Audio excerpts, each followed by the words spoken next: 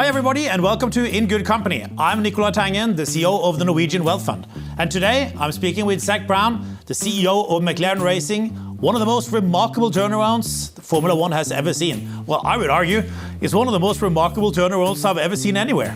Zak has transformed McLaren from a struggling mid-pack team into a champion leader, and you are currently dominating the F1 season. Well done. So let's just dive straight in. Why are you winning everything this year? People. If I had to give, of course, it's not a simple answer, and it's never quite as simple as one thing, but it's our people and specifically our culture. What we've been able to do here, if I take a step back, we're the second most successful Formula One team of all time, second most historic next to Ferrari, which is good company. And we certainly have won a lot of races and world championships over the years, but really started to struggle, 10, 15 years ago and lost our way for a variety of reasons, but probably the biggest impact being we lost our way as a team, teamwork, and that culture. And so, of course, we've had great investment. We've got great drivers. We have new wind tunnels, all the things that people are the tools that they need to be able to get back to the front. But the way we've been able to unlock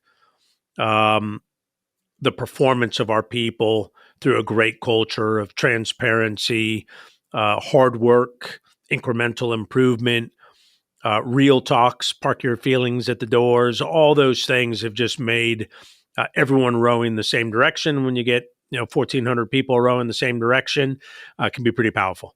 But what exactly have you done? If you just take us through some of the steps. Yeah, so you joined in 16, right? I joined in the very end of 16, December. Following some pretty bad experiences with the Honda. Yeah, we were at a record low in sponsorship, in results on track. Our fans weren't happy. And it was a pretty toxic work environment. And as I say, other than that, everything was great. And but what we did have was a great brand in a great sport with great history. And clearly we had great people because we have people that have been here for 20, 30, 40 years. But and you still have a lot of the same people, right? So you haven't really swapped out a lot of people. Yeah, well, I would say, the majority were here during our winning ways and also when we were terrible. So what do you do? You come into an organization like that. Where do you start? I started with my leadership team because ultimately it's a big organization. Okay, not as big as some of the others out there, but it's not a small organization. 1,400 people going racing, and I started with my leadership team, and that wasn't necessarily my intention when I came in. My intention was to figure out why isn't this great racing team working, and at the time, everyone was convinced it was the Honda engine and it was all their fault. And that was the mindset and that was the commentary. Well, you take the Honda engine in, you put the Renault engine in, and you get a little bit better, but you don't get, it was like, okay, well, now what are the excuses? And so that was a great wake-up call for us. I think sometimes you need big wake-up calls. And I changed I brought in new leadership and changed leadership of my leadership team. That was the first thing I did was get 10 people rowing the same direction, finance, HR, team principal of Formula One, a commercial department, our HR department, et cetera. And then once I got those people in place, that became a pretty awesome team. So were they mainly new people? How many new people of the 10? They were all new but one. Laura, our CFO, is someone I promoted. Some were people that I brought in that I'd worked with previously, and then others were headhunted. So it was kind of a combination of. And when I came in, I didn't come in with the intention of I'm going to change my leadership team. I came in with let me learn.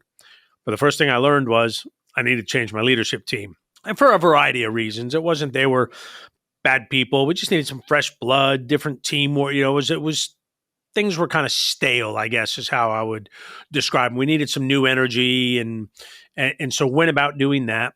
Then I jumped into the commercial side of our business because that's something I'm very experienced in, very comfortable in. And I knew if I could get people believing in our brand, believing in the team, bringing some new energy, new partners, which would allow us to make new investments in drivers and wind tunnels, I could kind of reverse this downward trajectory or bad momentum we had. And that's what happened. And so once we got the leaders all rowing in the same direction, they got their departments rowing in the same direction. And then I changed the top 3 people in the Formula One team. And then that's when you really saw the Formula One team start to blossom. And then letting everybody know how important their role is. There's this kind of, the race car, it must just be the people working on the race car. And I was like, nah, if you look at our ecosystem, we've got to have great fans. That's where you got to have a great communications department, a great marketing department. You then need to have a great commercial department to monetize that great brand and the huge fans. They then need to pass that money off to a great finance department because we live in a cost cap world. So we need to really be ROI and ROO focused. We can't just spend money. We got to spend it wisely. Then you give it to your team. That's where HR comes in, and you got to have an unbelievable team that's highly motivated. And then it actually gets in the hands. How do you make people feel loved? I mean, you can't just walk around and say, I love you, I love you, I love you. I think, no, and sometimes it's tough love. I think you do it by being transparent, fair, a great communicator. And that is part of communicating is listening. So great communicate, and I believe great leaders know when to lead. They also know when to follow, how to empower people, and then make people understand the importance of their job, the contribution that they're making, and then celebrate and be thankful. In addition to that, how specifically do you do that? How specifically do you get people to really understand the importance of their part of the team? A lot of communication. How do you communicate internally? Everything from, as you can imagine, company-wide CEO, town halls, down to I'll do breakfasts, 20 people at a time. We'll do our new starters. So we kind of make sure we get the culture set with people that have joined. I do it with middle managers. I do it around women in motorsport. I do it around people that have just joined us from coming out of school. So I break it down by departments or skill sets or tenure and really get dialed into the organization. We also invest a lot in our facilities and our people. We've got a state-of-the-art, not gym, but a human performance center, canteen, so people know that we care about them. We also, as much as we work 7 days a week, we appreciate and want people to recharge their batteries, and we have families involved. We just did an awesome family day where 4,000 people came. Our drivers were here, signing autographs, holding babies, petting dogs, and we live on the road, and we take for granted when I'm racing in Monaco, I'm having fun. What does your human performance center look like? What do you come in the door, what's in there? It's, beyond a state-of-the-art gym, physios, psychiatrists, wellness room, diet, restrooms. I don't mean as in toilet restrooms, as in, areas to, meditate. So it kind of covers all aspect of physical and mental and health well-being. And that's because we're a sports organization, and people operate at their best when they're in the best physical and mental state of mind. How important is the car? Very important, critically important. You have. I mean, it's a stupid question, right? But you said it's about the people. No, it's not a stupid question. It's one I'm asked all the time. And here's how I would say: first of all, you need to have both. Yeah. But I would say there are 6 drivers that can win the world championship out of 20, but they have to be in 2 of the best cars. So 2 of the 10 cars can win the Drivers' World Championship, but only 6 of the 20. So you got to have one of the best 2 cars in the business, or it doesn't matter who's driving. How do you get 2 of the best cars? How do you make them? What do you do? Good question. I mean, as I tell people in Formula One, the worst team is really good. 2% separate the best from the worst. So if you think about all the industries out there, 2% is our margin of error, which explains why we work so hard for the smallest incremental gain of milliseconds. It's an aerodynamic game.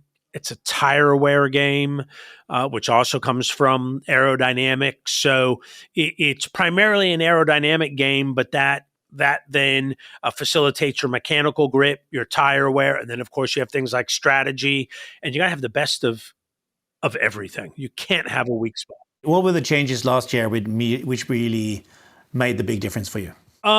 This year wasn't a big change. So, we won the championship last year, and this car was a rollover, but we took some big innovation risks. We didn't have to because the rules didn't change too much.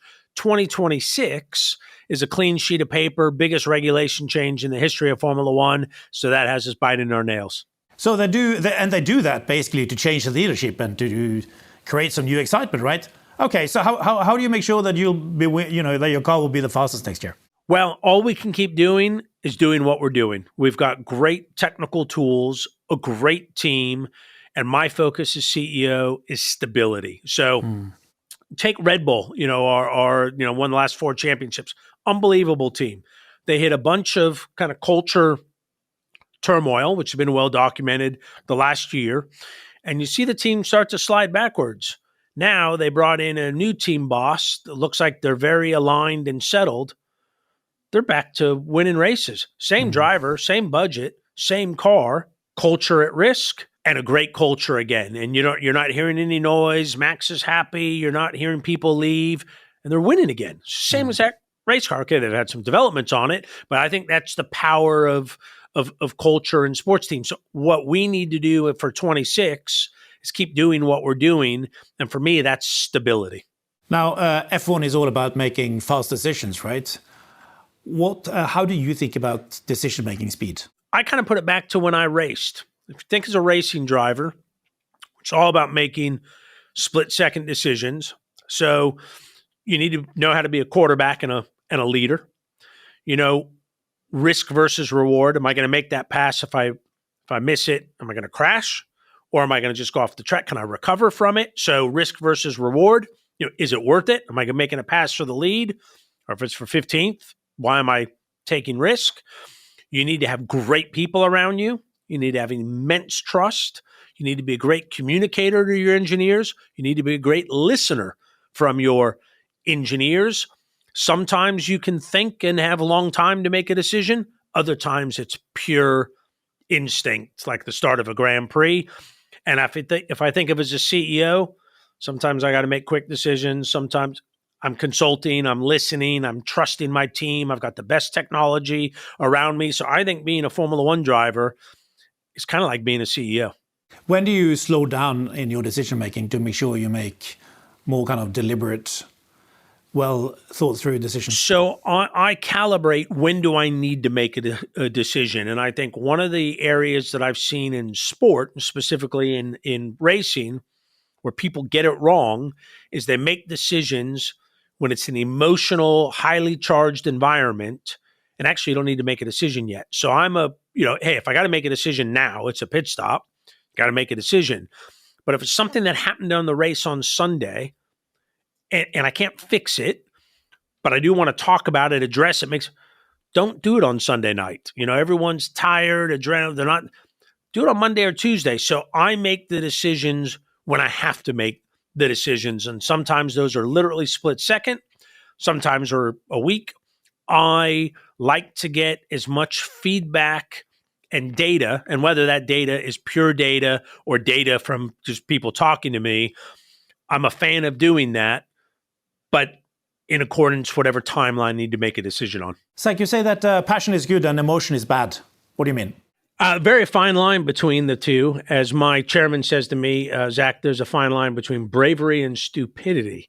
And so to me, passion is what obviously propels us. We're passionate. But the minute that trips into emotion that you can't control, you then make emotional decisions, and that's a bad place to be. So I think it would be unrealistic to say don't be emotional, because you can't control your emotions, but you can control how you react to your emotions. And, so what do I mean by that? If something happens on Sunday night in a race and you're massively passionate about winning, but something goes wrong, you're kind of emotional. if you react to that, maybe you think it was the driver's fault or your pit crew or strategy, and you say something, you can't fix it.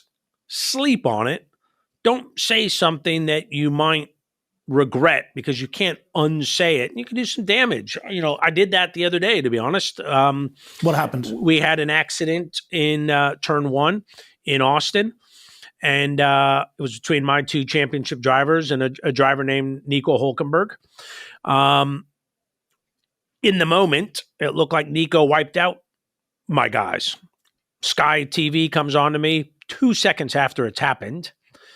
As part of the interview, hey, what do you think? And I was like, that was some amateur driving. And when I went and looked at the replay, I don't think Nico was at fault. I think it was a racing incident. So that was one of those where, unfortunately I was doing TV, so I had to say something, but I should have been more measured and said, you know what, until I see the replay, I've only seen it once, but I was angry. It was passion turned into emotion. And I said something I regretted. I then later apologized to hundreds of millions of people on TV because that's the right thing to do. But Sure. that's a good example. And you say that to the wrong person at the wrong time, you could create some damage. I was in an emotion. My passion had turned to emotion. But debriefs, it's important to do them, to do hot debriefs too, right? 100%. Straight after the event. So how do you decide on when to do the debrief and when to do what? So we do hot debrief and then a cold debrief. And, have thick skin. We're all on the same team. We're all just trying to drive forward. We're trying to chase perfection, but we know we're never going to find perfection. So you're constantly kind of almost unhappy because you can always be doing better. So it's about getting people that understand the intent of a hot debrief is not to point fingers, isn't to place blame. It's to having an open and frank conversation so we can all improve. I'm good with mistakes. All I ask is you don't make the same one twice because you'll learn from mistakes, right? You think about R&D companies, that didn't work. Try this. That didn't. They actually learn by a bunch of failures. But once you failed, don't make that same mistake twice. And that's now, why make it twice when there's so many to pick from? You're exactly right. You're exactly right. What's your relationship with Andrea? How important is the team principle? Very important, and the relationship is fantastic. We how do you work together?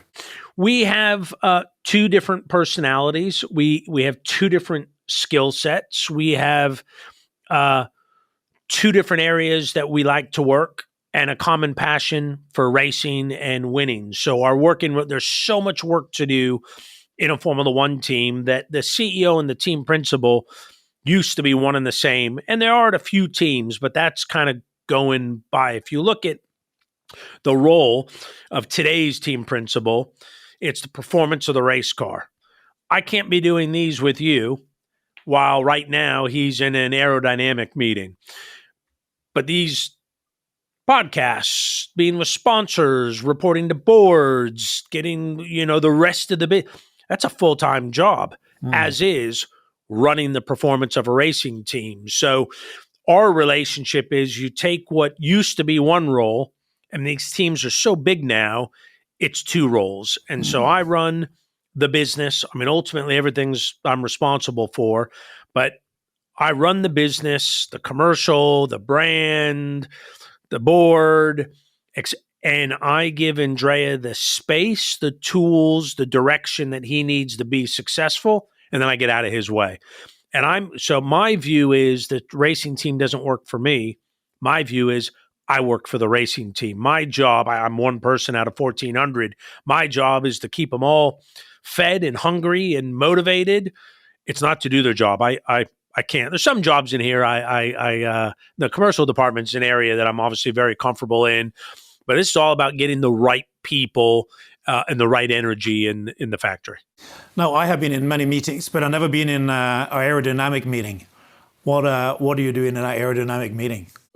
Pretend like I have a clue what they're talking about.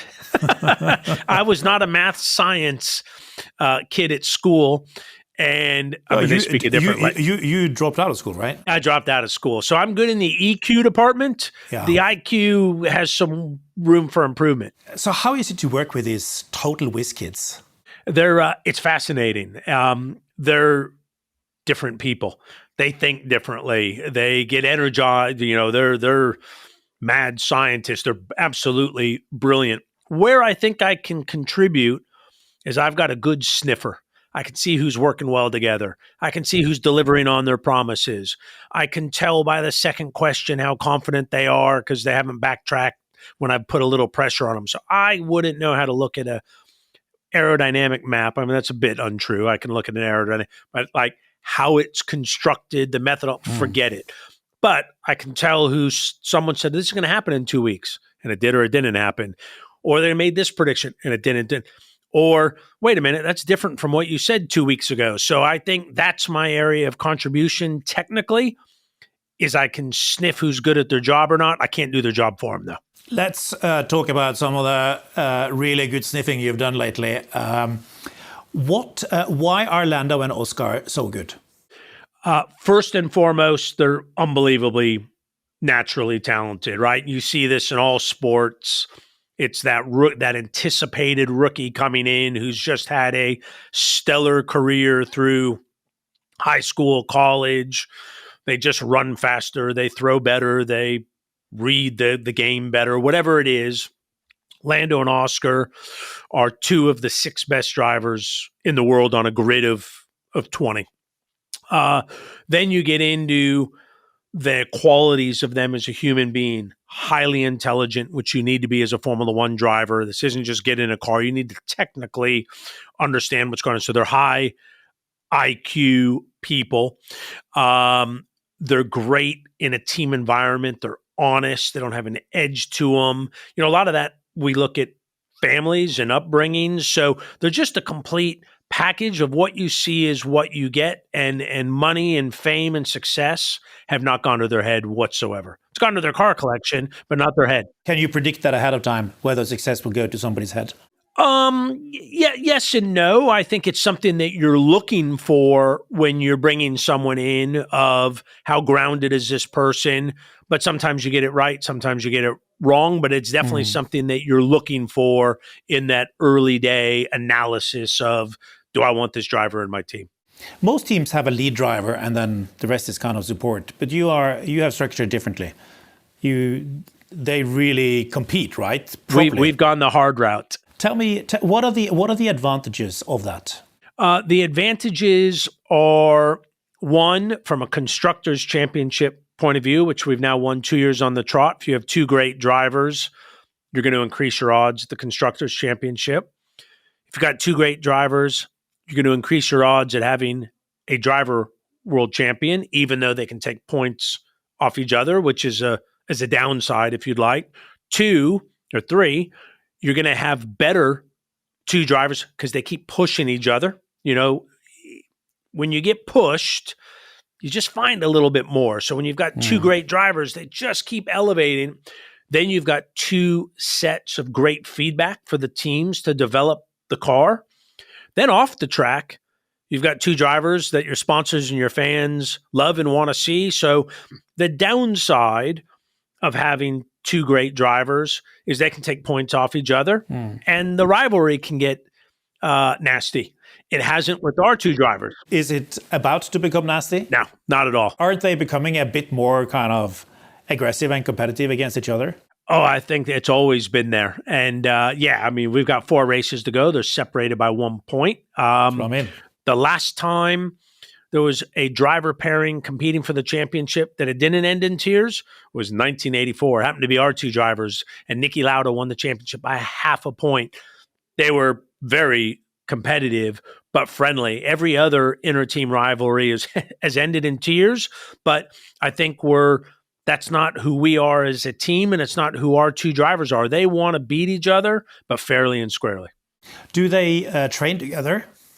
So yes, from a simulator, but not from a physical fitness, because they'll be on their own routine. So they're not best friends, and they're not going out on Friday night, Saturday night, but they have a huge amount of respect for each other. And when you can feel 2 people coming into the room and you can feel the tension, not once have I seen these guys BS each other, which drivers can do, feel any tension in the room. They just want to race, and of course they want to beat each other, but it's very healthy competition. How do they prepare mentally? What are the main things here? They're different guys. Lando is extroverted. Oscar's more introverted. Lando kind of likes to get out and golf and has done some DJing. I think likes to kind of release his energy.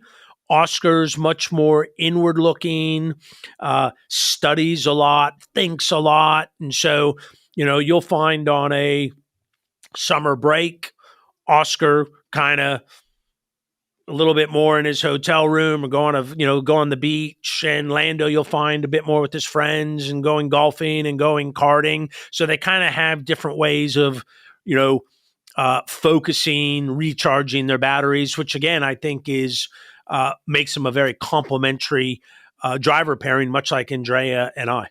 How important is the way they work with fans? I mean, you talk about the importance of your fan base a lot, right? It's how you look at fans. Without fans, there's no McLaren. Just simple, straightforward. We're in the sport and entertainment business. You had some people in the sport who was like, we shouldn't be in the entertainment business. And I don't understand. Like, if you buy a ticket to go sit down and watch a fireworks, a movie, a football match, or a motor race, that's entertainment. Do you think you care more about your fans than the other teams? It'd probably be unfair of me to say that, but I think so. And I only say that and because how do I see much. And as a fan, let's say now I'm like a diehard McLaren fan. How do I see that you really care? We did a great event in Trafalgar Square, free, open to the fans, 40,000 people through 2 days. We just did a huge fan event. All of this on our dime and our partners' dimes, time and investment in Austin to get us closer to the fans. Only 1% of our fans will ever go to a race. So the amount of effort we put into bringing Formula One to the 99% that'll never go to a race. Our drivers, you'll never see them not stop and sign an autograph and take a photo for a fan. We went back to probably the greatest example, our iconic papaya colors, which you'll kind of see right there. We were a dark team. I described us as Darth Vader, which Darth Vader's cool, but dark gray, exclusive. We went to papaya. All our fans, when I started, were going, bring back the papaya. All right, we'll bring back the papaya. And I remember one of the old school teammates around here was like, we're only doing that because that's what the fans want. And I'm like, is that kind of a trick question? So our livery today, our iconic papaya, we brought back to McLaren because we listened to our fans. That's what our fans wanted. So we're doing activations and engagement with our fans all the time. Little small things. At the end of a Grand Prix, if we've had a good result, fans come into the pit wall, I'll take a chunk of merchandise and I'll start flinging it out to the fans. So I think the fans know how important they are to us, because without our fans, there's no McLaren.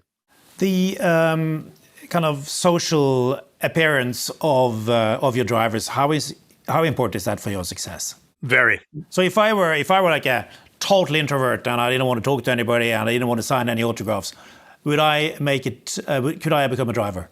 You wouldn't be our first choice.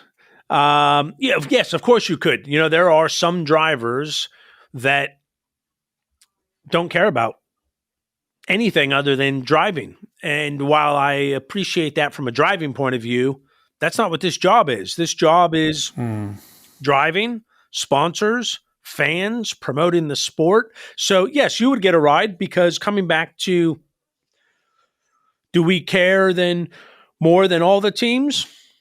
I know we care a lot more than a lot of the teams, because there are some drivers that wouldn't drive here at McLaren, regardless of talent, because they don't fit the McLaren brand and culture and our values, which is sponsors, our brand, the way we carry ourselves, our engagement with fans. So yeah, you'll get a ride, but you wouldn't get a ride with McLaren. You are owned by a sovereign wealth fund. Yes. Could you just tell us about the relationship you have with them? Yep. Awesome relationship. Mumtalakat, which is Bahrain, have owned the team since '07, I think it was, or before my time. And then they along with Saivin, which is Abu Dhabi, huge investors in motorsports.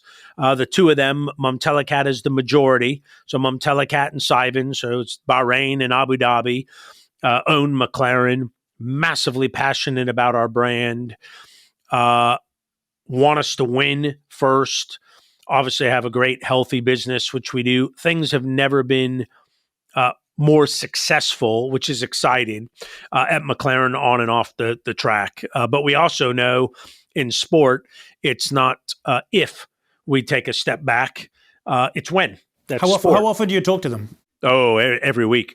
And over a race weekend, every day. Do you think we should buy a team? Yes. Formula One teams are hot. The sport has never been hotter. I mean, it was 5 years ago. We were, this is all public, 560 million pounds value. And it's been reported that we are around 3.5 billion in value. And while I can't give you the exact number, that's not a million miles off. That value growth in 5 years is amazing. And now you have an 11th team who's had to pay almost $500 million just to get an entry.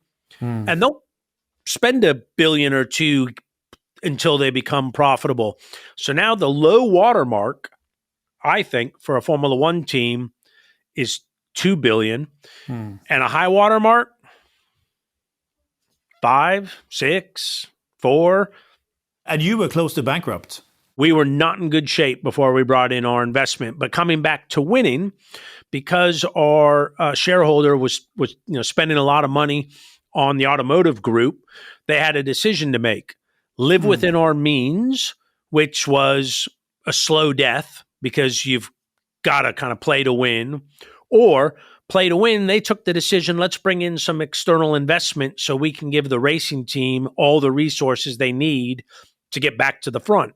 That's what we did. We got back to the front, and then they went, that was been a great 5-year run.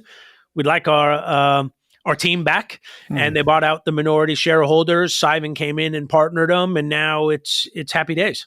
So how does winning translate into profits and value? Obviously, well, directly you get prize money from Formula One. So that increases as you are more successful. And then, of course, fans love winners. So you get more fans. That's where you have your great communications department who hand it over to your commercial department to monetize that excitement in your brand. And then you get more sponsor partners. So what we need to do is be a team, and we fell out of this, that's always a threat to win, right?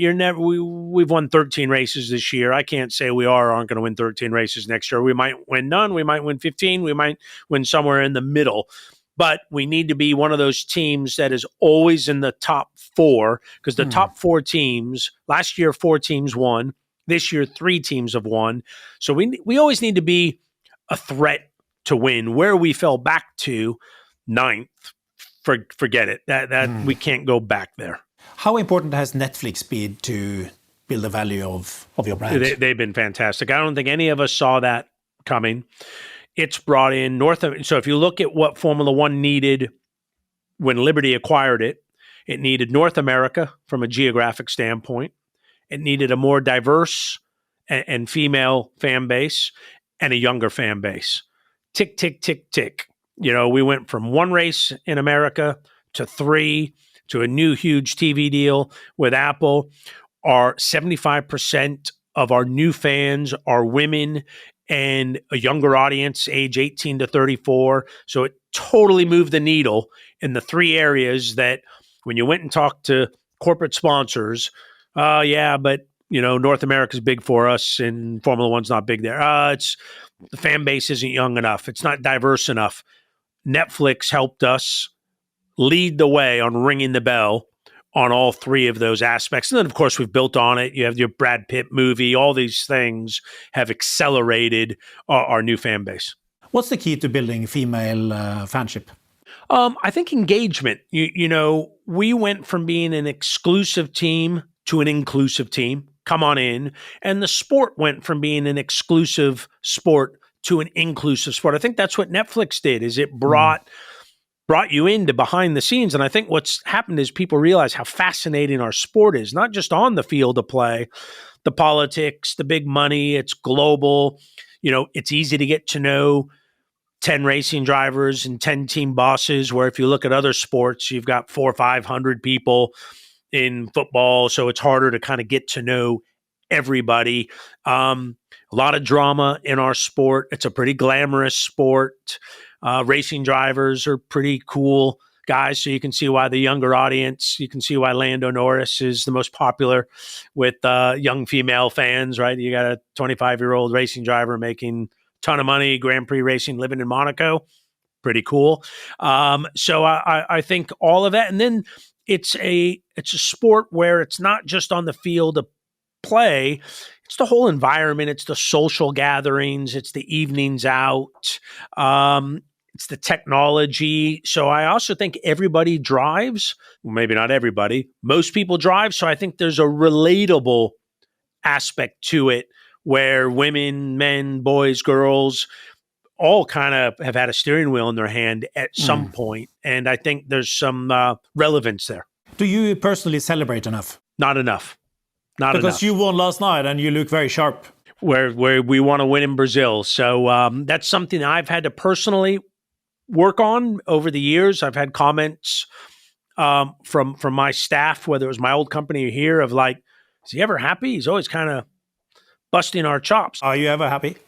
Yeah, definitely. I'm happy. Just not happy for long periods of time.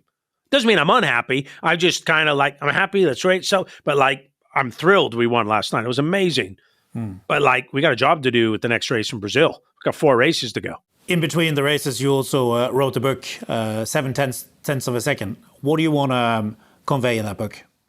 Good question. I never thought I was going to be a book guy, but I got approached and I thought, well, this is pretty cool. It's a business leadership book, but it kind of goes back to my childhood and how my childhood shaped me in my business lesson. So it's got some autobiographical, I don't know if that's a word, aspects to it, but it's not like, here's my story. It's kind of, here's my story and here's how I applied it to business. So, I really enjoyed it. I read it last weekend. Good, I thought it was we read it out of order and all, and I've read it so many times.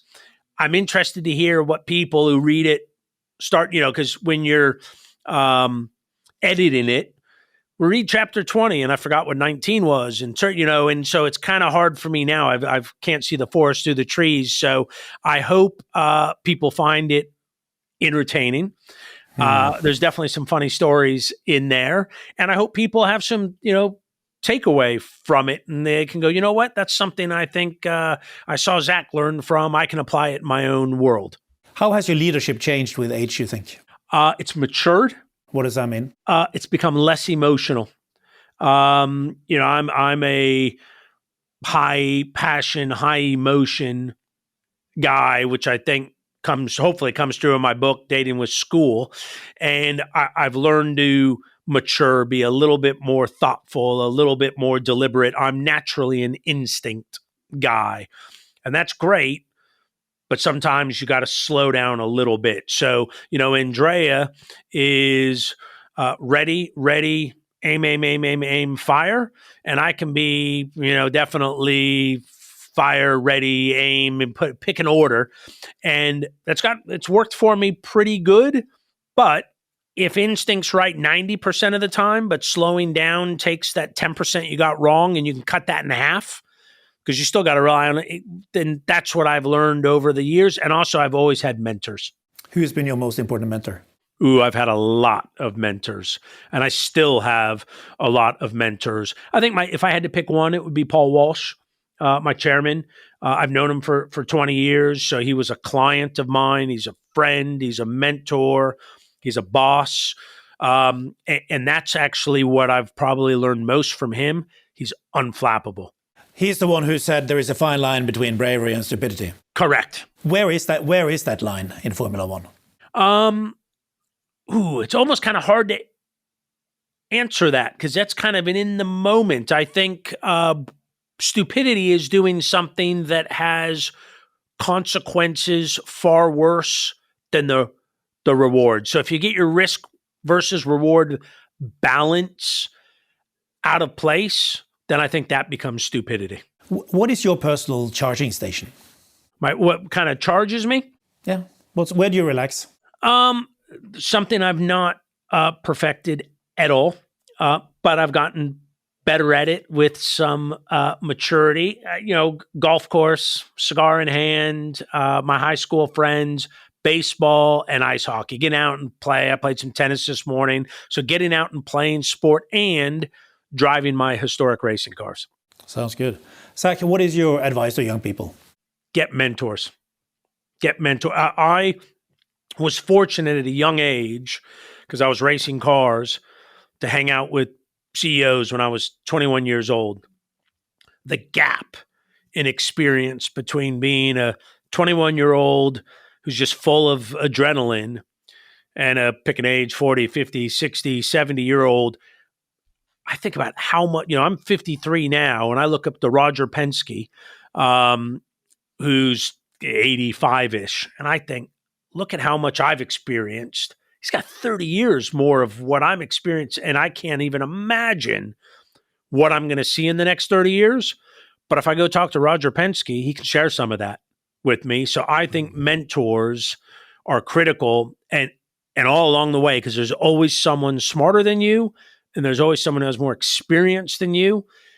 And I'm going to want to have that the entire way. And then when you do get old, which I'm not there yet, but I'm getting, then you want to be mentored by the youth, because the youth are growing up with technology that us old guys are like, what? So it's, I think you can get mentored by people that are more experienced, that are older, and people that are more experienced and are younger, because of how fast this world is moving. Well, you for sure live in the fast lane. It's been great talking to you. Good luck with the rest of the season, and good luck for next year. Thank you for having me on. I've enjoyed it. Thank you.